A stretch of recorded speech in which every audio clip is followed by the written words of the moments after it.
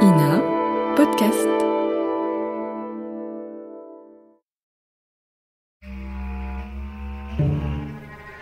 Affaire Simone Weber,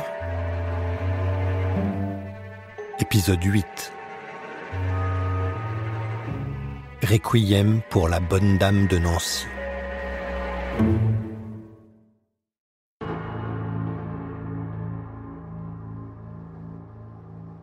Le procès de Simone Weber est en passe de s'achever.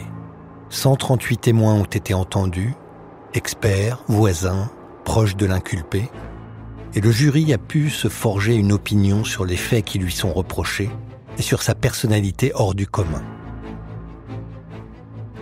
Alors que le dénouement approche, après les avocats de la partie civile qui se sont succédés pour leur plaidoirie, c'est maintenant au tour du très attendu réquisitoire de l'avocat général, maître Philippe Kerr, de prendre la parole. 30 ans plus tard, interviewé le 11 avril 2024 par Éric Nicolas pour l'Est républicain, il se souviendra d'une chose au moment de sa prise de parole devant Simone. Elle a un regard foudroyant que vous ne pouvez pas soutenir. Un regard perçant, dur. Je pense que lors de ce procès, elle était contente d'être sous les feux de la rampe. Elle avait l'impression d'exister. C'est une personne médiocre, peu intelligente, mais diabolique. Le 26 février 1991, le chroniqueur de France Inter, François Foucard, analyse le réquisitoire de ce procureur, tout en observant les réactions de l'insubmersible Madame Weber. Il n'est pas surprenant que l'avocat général Kerr ait requis la peine maximum, c'est-à-dire la réclusion à perpétuité. À partir du moment, en effet, où l'accusation déclare qu'elle est certaine de la culpabilité de Simone Weber pour 2 crimes prémédités, c'est-à-dire 2 assassinats, on voit mal comment demander une moindre peine. Ce qui est plus étonnant quand même, c'est d'envisager une peine complémentaire incompressible de sûreté de 18 ans. En effet, Simone a aujourd'hui 60 ans, elle va sans doute vieillir en prison et ne ressemble pas à ces bandits redoutables qui, dans la force de l'âge, pourraient bien recommencer leurs exploits. Si elle a été dangereuse, elle ne l'est plus et elle sera de moins en moins, ne trouvant plus sur sa route un fixard ou un étier. Au reste, un long réquisitoire, rigoureux et objectif, mais très ennuyeux. Reprenant tout, un travail de premier de classe, fait d'une voix monocorde, sans la moindre résonance humaine. Le personnage Simone méritait peut-être mieux. Elle a écouté sans mot dire, jouant jusqu'au bout son rôle de victime, hochant la tête avec commisération, riant même devant certaines hypothèses. Demain, les plaidoiries. Encore un rebondissement. Simone Weber décide de passer avant ses propres défenseurs pour faire elle-même sa plaidoirie. Ses avocats n'osent pas l'en empêcher. Elle qui n'hésite pas depuis le début des audiences à les attraper sans ménagement par le col pour les enjoindre à prendre la parole, plus ou moins brusquement selon l'urgence de ce qu'elle veut les entendre dire. Elle ose donc un coup d'éclat supplémentaire que raconte François Foucard le 27 février. Un accusé a parfaitement le droit de plaider sa cause et Simone a parlé plus d'1 heure. Mais elle a trop de choses à dire pour pouvoir les dire et c'était un fouillis verbal, une indignation permanente. Elle cite pêle-mêle Arthur Rimbaud, François Mitterrand qui a dit qu'il faut respecter le droit de chacun. Mais c'était à propos du Koweït. Ou encore Jean-Denis Bredin. Ceux qui changent d'avis sont comme ceux qui se convertissent avant de mourir. Ils montrent par là qu'ils ont mal vécu. Et tout y passe. Non mais vous me voyez tuer Bernard Etier avec un fusil. On dit que je suis sans cœur, mais j'étais malade le jour où un petit chat s'est jeté sous ma voiture. Et puis les juges médiatiques, Pascal, Lambert, Thiel. J'aurais tué Bernard Etier le 22 juin et on croit que j'aurais trimballé son cadavre 8 jours dans le coffre de ma voiture. Que fait-on du poids, de l'odeur? J'aurais tué aussi Monsieur Fixard parce que j'étais dans la misère. Mais c'est faux, faux. Je pense qu'il vaut mieux être heureux dans un grenier que malheureux dans un palais. Après la défense maladroite et chaotique de Simone Weber elle-même, ses avocats, Maître Baer et Robinet, tentent de redresser la situation en sa faveur. L'erreur, c'est ce que Maître Baer et Robinet vont plaider. L'insoutenable légèreté de l'accusation. À partir de simples soupçons, on a monté alors une machine judiciaire qui vienne conforter l'accusation. Il y a peut-être des éléments équivoques, mais comment retenir des ragots, des témoignages peu crédibles, pas de vrais mobiles? Vous ne pouvez condamner dans ces conditions, et le tronc retrouvé n'est pas celui de Bernard Etier. Parti sans laisser d'adresse, ça arrive, dit Maître Robinet. Vous ne pourrez que acquitter. L'acquittement est-il vraiment possible ? C'est ce que se demande le public venu en masse depuis le début du procès, pour voir et écouter cet extraordinaire inculpé et entendre le bon mot du jour de Simone, semaine après semaine. Un vrai feuilleton qu'ils vont voir s'achever à regret.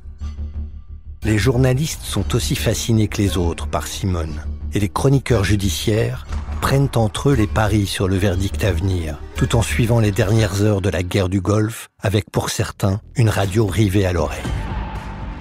Dans cette drôle d'ambiance, chacun se presse pour assister aux dernières heures de cet incroyable procès-spectacle que le reste du monde ne parvient pas totalement à éclipser. Et pour cause, avec Simone Weber, il se passe toujours quelque chose d'inattendu. D'ailleurs, en ce tout dernier jour d'audience, l'inculpé fait encore des siennes, et l'on ne sait pas trop à quoi s'en tenir. Pendant le journal de France Inter de ce jeudi 28 février 1991, Philippe Abitboul et François Foucard racontent le dernier acte de ce bien curieux procès. Le procès Simone Weber, la dernière audience a été marquée aux assises de Nancy par le malaise de l'accusé. Hospitalisée en fin de matinée, Simone Weber ce soir va mieux. Son état en tout cas n'inspire aucune inquiétude, mais elle est toujours en observation. Le verdict, lui, sera connu dans la soirée, François Foucard. On ne sait pas du tout si Madame Weber sera assez vaillante pour comparaître afin d'entendre le prononcé du verdict. C'est l'attente depuis ce matin 11h, après la vigoureuse plaidoirie de Maître Garot et les quelques mots que Simone avait également prononcés, ainsi que sa sœur Madeleine. Et depuis 11h, une petite foule stationne devant le palais ou dans la salle des pas perdus. On ne sait pas pourquoi. Il n'y a rien à voir, si ce n'est éventuellement un avocat ou un journaliste connu par la télévision. Mais enfin, il y a des gens qui sont là. Les avocats, les chroniqueurs judiciaires font des pronostics, toujours bien dangereux en cour d'assises où il peut y avoir des surprises. On ne compte pas du tout sur un acquittement ou quelques années de prison, d'autant que la cour de Meurthe-et-Moselle n'est pas réputée indulgente. Coup de théâtre donc. La diva du crime s'est sentie mal. On ne sait pas si c'est un véritable évanouissement ou une simulation de tragédienne.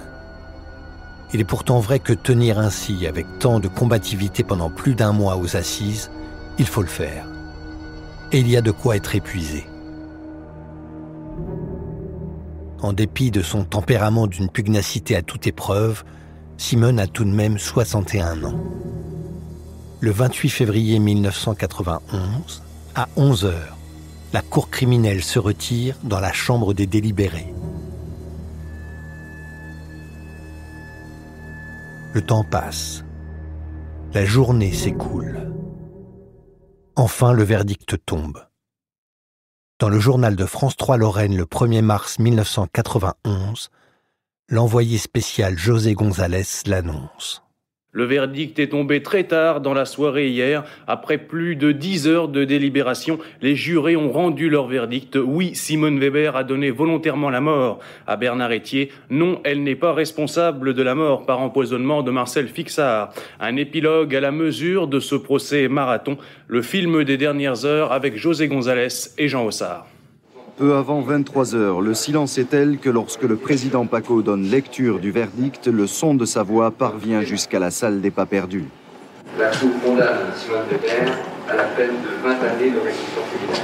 20 ans, le jury a acquitté Simone Weber pour la mort de Marcel Fixard et l'a condamné pour le meurtre de son amant Bernard Etier, mais sans préméditation et avec des circonstances atténuantes, lesquelles, peut-être une seule, l'accusait elle-même. Depuis le 17 janvier, Simone Weber n'a cessé de parler, de dire, de s'expliquer, sans pour autant donner à comprendre sa personnalité. Une personnalité qui aurait tué par dépit amoureux. L'affaire Etier entre donc dans la catégorie du meurtre passionnel. Le terme de meurtre définit juridiquement qu'il n'y a pas eu préméditation. Quant au qualificatif de passionnel, il n'existe pas au sens légal, mais il indique seulement que des circonstances atténuantes ont été prises en considération. Ce verdict laissera un goût amer à la partie civile. De même que la frustration causée par l'absence de Simone Weber pendant l'énoncé du verdict. Puisqu'elle a quitté la salle des débats sur un brancard après avoir bien opportunément défailli, c'est devant la chaise vide du box des accusés que la sentence a été rendue. Un huissier de justice a été dépêché à l'hôpital pour faire à Simone l'annonce officielle du verdict. Le 10 juillet 2015, 24 ans après les faits, André Ciat est interviewé par Jean Baudin pour France 3 Lorraine. Il raconte comment Simone a réagi. Elle était, je dirais, moins stressée que moi, dans un premier temps. Ce qui l'inquiétait le plus, c'était la réaction de la foule pendant le verdict.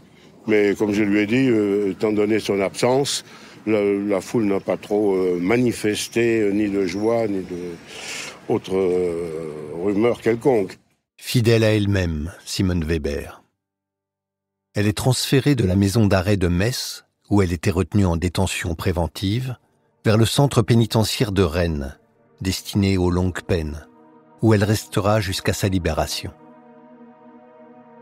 Grâce aux remises de peine et à sa bonne conduite, elle est libérée le 17 novembre 1999, après un total de 14 ans de détention.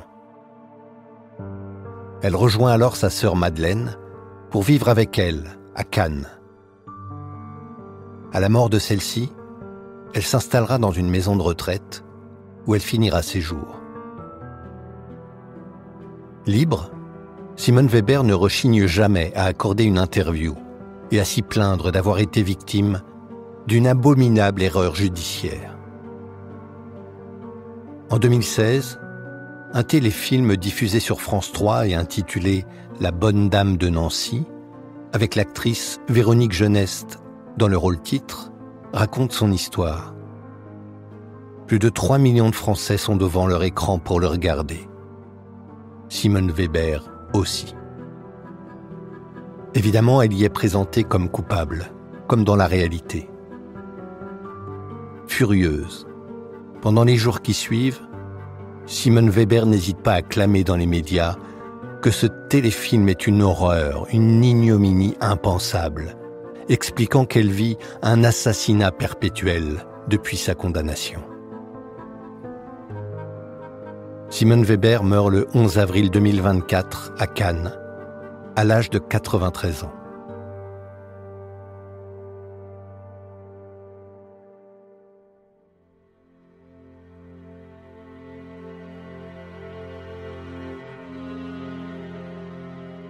Quelques années auparavant, le 29 avril 2018, la journaliste Marion Bayot avait retrouvé Simone. Elle l'interroge alors sur son ressenti quand on lui a annoncé qu'elle avait été reconnue coupable du meurtre de Bernard Etier.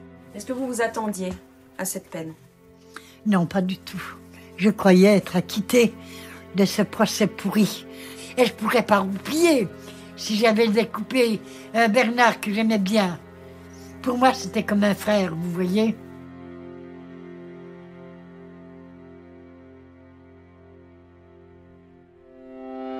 C'est dans cette même émission que Marion Bayot retrouve ensuite la fille de Bernard Etier, en train de se recueillir devant la tombe de son père.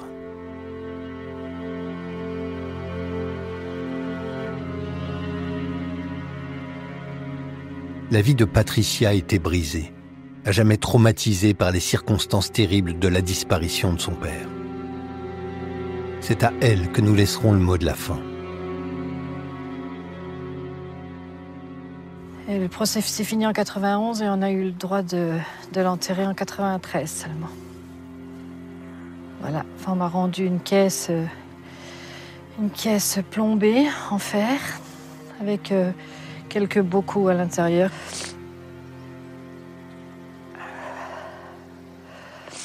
Comment vous vivez le fait que Simone Weber vive libre aujourd'hui ? Je suis furieuse, j'ai toujours la même haine que j'avais il y a 30 ans, si ce n'est pire. Je crois qu'on dit toujours que ça s'apaise, mais non, la haine s'apaise pas, ça reste. J'ai toujours la même rancune, la même haine contre elle.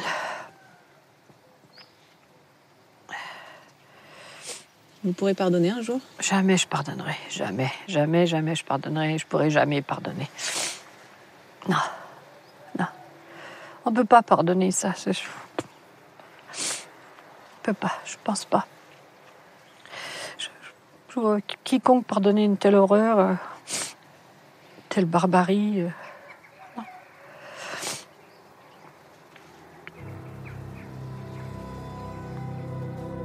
L'affaire Bernard Etier est devenue dès son instruction l'affaire Simone Weber. Dans les médias comme dans le prétoire, la personnalité peu ordinaire de cette inculpée extravagante autant que combative a capté et cristallisé toute l'attention. Avec ses réparties cinglantes et son regard perçant souvent jugé diabolique, elle a focalisé sur sa personne les journalistes, les magistrats et le public, au détriment de la victime, souvent oubliée.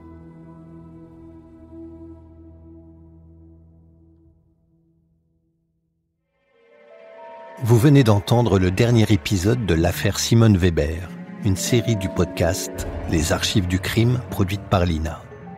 Retrouvez les autres récits proposés par l'INA, La vie d'avant, Le temps de l'actu ou Écho, sur toutes les plateformes d'écoute et sur podcast@ina.fr.